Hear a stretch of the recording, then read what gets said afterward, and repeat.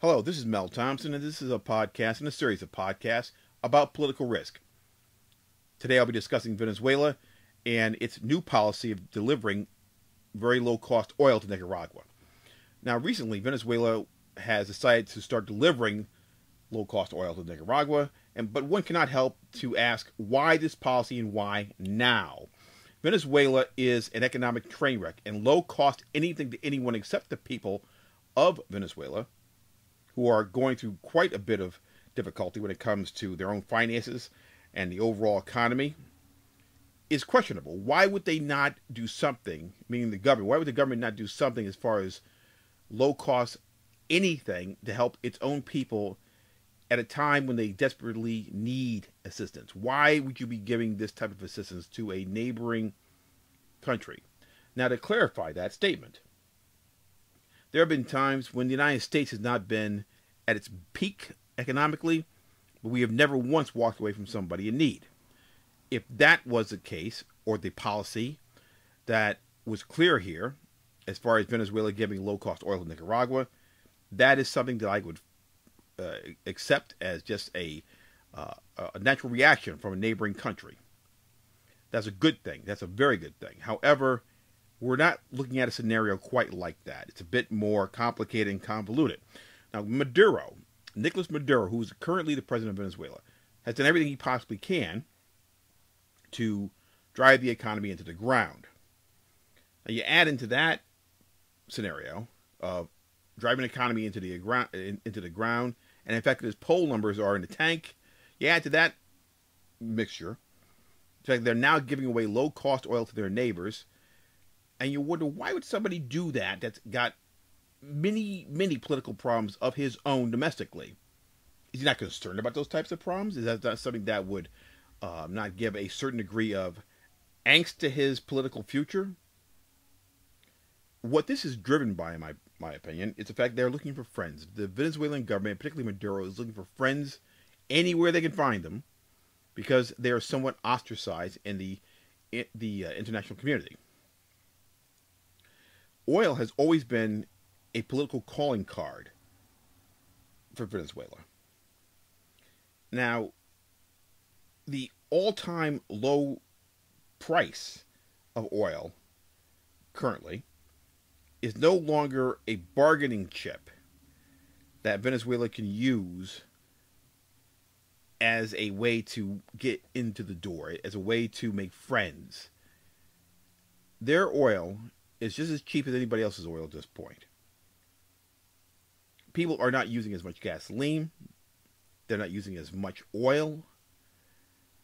The amount of money taken in by OPEC nations, including Venezuela, has decreased. So why would they start giving away something at a lower amount to anybody? As I said previously, they're looking for friends. There's no other logical reason for this.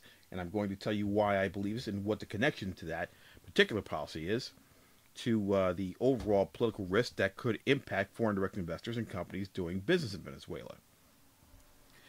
The political risk of the Maduro administration that is most prominent is the potential for civil unrest. Venezuela has seen food prices spike over 22% since the summer of 2015.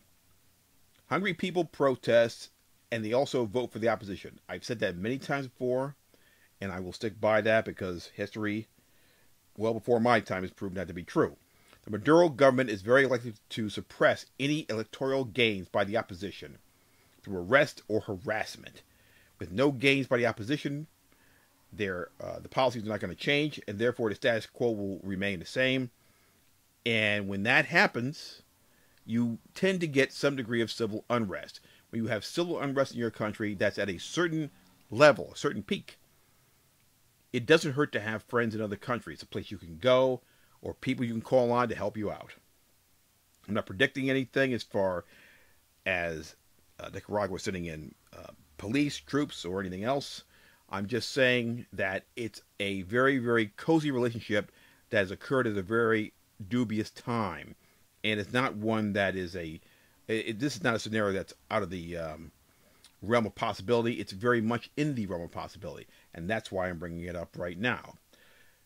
The second political risk to consider is that of uncertainty. Maduro's government is under sufficient pressure that includes civil unrest, as we discussed here, and that type of pressure may lead at first to a government relying upon the old standard of helping out people through taking property from investors and companies. In other words, expropriation. When you start taking the fruits of the fruits of labor from people who have invested in your country and companies who have done business there and employed your people, and start giving that out, you make a lot of friends domestically, but you make a lot of enemies internationally.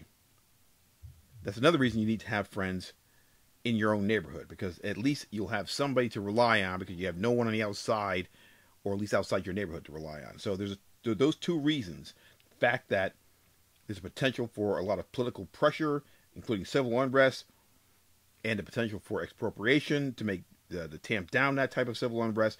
Those are the two main reasons that these are the political risks are very heightened right now in Venezuela due to this new policy of giving away low-cost oil to Venezuela. The reason they're doing that, in my opinion, is to make sure that they're shoring up a true ally that can help the Maduro government, not Venezuela necessarily, but the Maduro government through a tough time in some way, shape, or form. What that way, shape, or form is, I can't predict, but it's fairly obvious to even the casual observer of these types of situations what could possibly happen.